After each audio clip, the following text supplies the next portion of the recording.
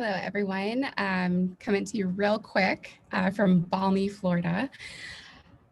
There has been something on my heart today, and I have already talked about this once today, and I just wanted to get on here in this short bit of time that I had in between homeschooling my boys, because we're year-round homeschoolers, and all the other things going on, to give you a message on what may be really going on that's keeping you from getting to where you want to be, no matter what your goal is.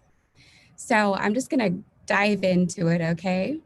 So if you have the desire and the motivation for something, if you've spent the money, bought the courses, you've done everything that some guru who's successful in the area you want to be in has done, but nothing has worked, then I would definitely say that that could be an indication that the real answer lies within. And it's time for you to start looking inside of yourself for what is keeping you from getting there. So, and I know like consciously you can be like, but I want this thing. So we're going to dive into that in just a little bit. So ask yourself and assess what is truly stopping you from succeeding in what you desire and you know is right for you. Like, you have to give up your triple bypass burger with greasy fries and milkshake in order to get to this health goal you want to be at. You have to give up your dairy or your alcohol, or just start eating more of something, or drinking more water, going to sleep at a better time. These things that are good for you, but why aren't you doing that? And this can go into even business. If you have this great idea or want to connect with someone, or you need to be a business owner and work from home or something like that, and there's a block there, you sit down to do your work and you can't focus, you're scatterbrained. There are so many different ways that this shows up that you may not even consciously realize. So first is to assess that. Do you have the desire to change, but you're still not changing? Do you have the education, etc.? All right. So maybe one of the reasons that you are struggling with following through with a healthier lifestyle holistically, no matter what that means to you, it can be a form of self-sabotage. And it's actually something that I discovered on my own wellness journey. And wellness, I want to clearly define, means whole wellness for me. So I'm talking not just your, like eating better, but how am I doing spiritually, mentally, emotionally, of course, physically? How's my health improving? How are my relationships going? What does my business look like? What does my life look like as a whole? Okay. So that's what I mean by whole wellness. So what I realized on my own journey was, okay, I have all the education, because I thought that was a stumbling block. I'm like, okay, I've gotten certifications, I've gotten training, I've sat under amazing doctors and teachers and educators who are really great in their field. Okay, so I understand why.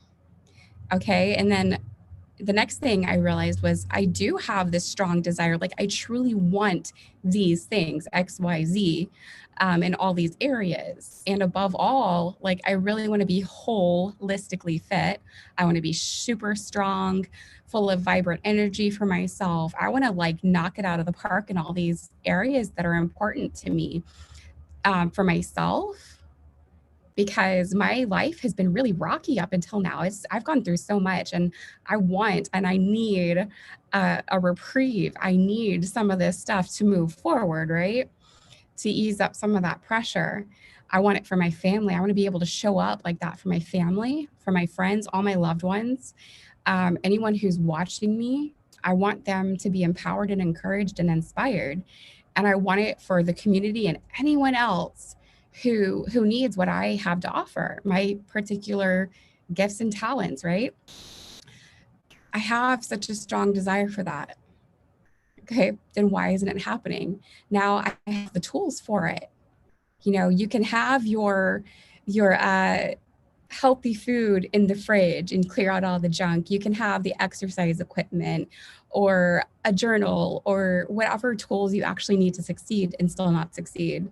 So the next I realized, okay, I have all the plans, like I have the strategy. You can have that too with any courses that you may buy, programs, coaches, etc., but still not move forward. So the next one was like, okay, I'm looking at all this stuff. I have all the things. Like check, check, check, check. My mind, my heart seem to all be aligned. So then what's the problem?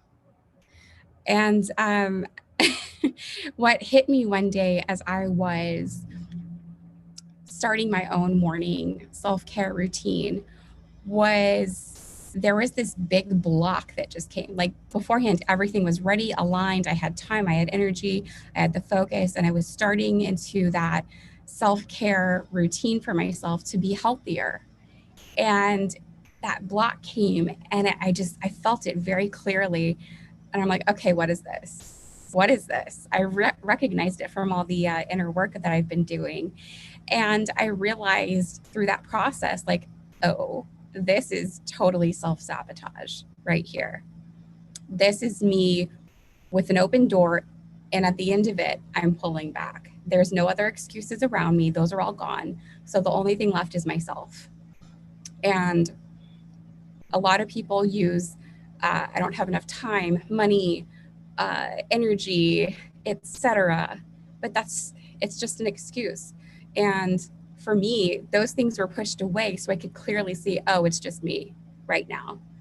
There's self-sabotage. So I'm going to keep diving further into this. And if you are with me for this long, it probably connects with you on some level. So let's keep going. And as I'm sharing some of my story, see if it resonates with yourself. So basically, when I started doing that and picking apart, okay, I want this, but then why am I stopping? Why am I holding myself back? And it really stemmed from an underlying belief that I wasn't worth the investment. I wasn't good enough. I wasn't worthy. I wasn't valuable. And honestly, that's been my biggest battle, is learning to love myself wholly and unconditionally from the inside out. So I can do all the things on the outside, but if I'm not focusing on that inner core, loving myself from within, then nothing else is going to matter. And I also see this every single time show up in my clients, in my friends, and anyone else I have conversations with. And I just start listening to them and I hear those things coming out of them that they don't even realize. So you pick apart just a little bit and unveil that the real issue has nothing to do with what they think it is. And it has everything to do with how they view themselves, their internal dialogue that needs to get shifted, that we've been holding on to, and it's become our identity. And let's keep going through this. Okay, does that spark anything with you? So this is what I can see why these people stay in bad relationships, let people walk all over them when all they need is to have a conversation and, the problem could easily be resolved. Why they allow their health to deteriorate, to continue doing things to their body, mind, emotions, etc., that aren't nurturing or nourishing to them, but are deteriorating them like a slow poison. And why they never reach the level of success that they truly desire and need in their lives, in their businesses, their families, etc. It's why they keep themselves small. And there is so much to this. Like I could talk for hours and hours and hours on all of the things, all the different components to this, but I want to keep it as short and to the point as possible. That maybe you're sitting there about to start something, or you have started and you're like, what is this thing? Why am I not moving forward? Why am I not there? Why am I continuing year after year to go around the same mountain, no matter what I do, no matter what I try? So I'm going to deviate and insert something really quick here. So no matter what your beliefs are, our Creator has called us to shine our lights bright. And if our Creator loves us so much and calls us to love others as we love ourselves, are we really doing that well? I know for me, I am doing a horrible job of loving myself well. So no matter how much I love and want to serve others, I cannot, like, there's a max capacity if I am restricting my love for myself. And it has nothing to do with ego. It has nothing to do with putting myself on a pedestal. Like, there is such this warped, and that's a whole nother video and chat to have about this, like, pummeling of trying to keep us down and small. So when I realized that too, like, that clicked so much into place for me, as well as like, wow, I'm really hindering my ministry, my message, the way that it can impact others, because I'm self-sabotaging myself, because I'm allowing this identity of limits, of negativity, of lies to permeate. And I see this over and over and over and over again in like everyone else in various forms, various degrees. So that's why I am sharing this, because I know it's going to resonate with you. I just know it by default, like 100% people go through this. I think this may be one of those things that every single person goes through, especially if they have had any dealings with the world and people in it, or had any bit of an imperfect life, which, what does that even mean, right? So moving forward into this, let's go a little bit further. So the next step, once I identified after the assessment, was then I had to consciously make a decision every single day to love myself. So I wake up in the morning going, I choose to love myself today. I choose to nourish myself today. Every single activity, every time I feel myself start to slip back into something and pull back and keep myself small, going away from things I know I need to do, I have to go, okay, is this going to help me or is it going to hinder me? And then I also have to flip it over to, what would I tell my best friend? What would I tell my children or my clients? How would I coach them? And I go, oh, okay, that's not okay. So that's another thing too. You can reframe it instead of focusing on yourself. This is one of the tricks and hacks. Flip it around. How would you speak to the person you love the most? Picture that person and visualize them doing exactly what you're doing to yourself. What are you speaking over yourself? I'm fat, I'm ugly, I'm stupid, I'm not worth anything, so on and so forth. Would you sit there and be okay letting your loved one talk to themselves like you talk to yourself? I know I wouldn't. And that's one of the biggest things for me, is like, to help me see that and go, okay, that's not acceptable. I can't do that anymore. So realizing those things, that inner dialogue, and just how I have been treating myself, like the lack of sleep and pushing myself so hard sometimes, and just all these different things. I'm like, I would never tell anyone to do this. I would tell them not to do it. So that's a clear indicator, right? Okay, so moving forward with that, going into this, anytime you start anything new, anytime you do anything to grow out of your little fishbowl to get bigger than what you are, there is going to be so much coming up and coming at you. There's spiritual warfare. There can be the physical people around you that try to keep you small, that want you small because it makes them feel bad about themselves. It removes some of their excuses for them staying small if you start growing and showing them it's possible. You may think you have all these people on your side that want you to grow, but you'll find out, unfortunately, where people are really at in their hearts and their minds. So there's all those aspects externally. And then you have internally, where you're going to try to pull yourself down. You're going to be your own worst enemy. And that's where you have to assess and identify these things too. So for me, it happens there'll be something I want to do. Like my heart is like, yes, let's do it. And then I'll agree to it or whatever, and I'll make plans for it. And then I get there and it's like, oh, I can't focus. I lose, like all the doubts start creeping in. I just cannot get it together for whatever reason. And then I'll have to go, okay, all right, what is this?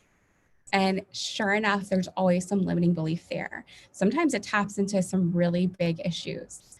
And so, like, sometimes I am literally doing this stuff through tears. Sometimes it's in anger. Like, I'm literally fighting with myself. Like, part of me is speaking, no, you're worthless. You're not good enough. You can't do this. You're stupid for even trying. And then I have to fight over that and say, shut up. No, I can do this. I was designed by God for greatness and a purpose. I have an impact in my life that I can make to people who need it right now. I don't have the ability. I can't respect myself if I choose to stay small. I have to war with myself sometimes. And other times, it's just literal voices from people speaking death over me throughout my life and different experiences I've had that made me feel really gross and really unimportant, unloved, unworthy, and small. Like I had no right to think anything better of myself. And I guarantee you that I'm not alone in that. I know because I know of experience that so many of us, everyone struggles with that, whether they realize it or not. So when those things pop up, and they will, they do for me, I immediately grab my essential oils and I go through a process. Like if you followed me for any length of time, you've heard me talk about AFT, which stands for Aroma Freedom Technique. So this is something so incredible that I do for myself daily, pretty much, but especially in those times. Like as I sit here in the morning before I come on here, I have to do that work with myself to basically get over myself, to cleanse out, release that junk, to make room for my purpose, for me to come out and grow and shine and do all the things I'm supposed to do. I know this message is going to connect with someone today that needs it. I know that.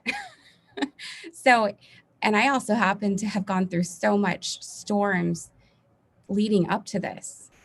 So if I'm not doing those things, it's going to keep me small and not helping the person that needs to be helped right now. And I'm not okay with that. So I do the work. So Aroma Freedom Technique, what it does, it's a form of aromatherapy, but really getting in there at the cellular level. This is where some of my science geek comes out. So it is based in science. And it's just incredible tapping into those things that we've put on as our identity, the things that we process subconsciously that sticks in there like roots, toxic roots that start poisoning everything. And this can be from, again, like just all these different experiences in life, things people have said over you, like literally, directly, or things that people didn't even mean, but it just came and got turned into this ugly mess. And it just grew into something really ugly and poisonous and toxic and completely false. But it's a part of you. And you can remove that with Aroma Freedom Technique. So that's what I do. Like I grab my oils and whatever technique, because there are different variations of it. Whatever's most applicable to me at that time, I'll do that, walk myself through it, identify those negative thoughts, those limiting beliefs, what's really going on beneath the surface, because it makes it so clear really quickly. And then the oils and that whole process help to release it. So it's basically like identifying where a leak is coming from and mold is growing up around it. You didn't realize it. So it's cleaning that area and then fixing it so then you can move on and get to the rest of your day. That's in a nutshell what AFT is. And I'll also link to another video I have that goes more into, I have some on science and just walking through the actual process, my story, etc. So the main thing is to identify what's really going on beneath the surface and to work on releasing it and, dealing with it in a healthy way so you can move forward. And now sometimes those feelings, thoughts, those roots get knocked out in a few minutes very quickly and I'm good to go. Other times I realize I've hit a core issue. I've hit something that's really big and deep within me. Like if you garden and you hit one of those roots that just will not come out and you like have the work gloves and the blood, sweat, and tears going into it to pull that sucker out. Sometimes we have those things in us that are like that as well. And it can feel afterwards draining and exhausting, but also very freeing. So it is a total healing process. And we all have some of those in us. We just don't always realize it, but it shows up in different ways. And I guarantee you, if you have all those tools for success and you're not moving forward, there's a sucker in there that you need to yank out by the roots and get rid of it, chop that thing up and burn it and turn it into ash, and then use it as fertilizer to make something really beautiful come out of that to replace that. And that's what AFT does. That's what I use.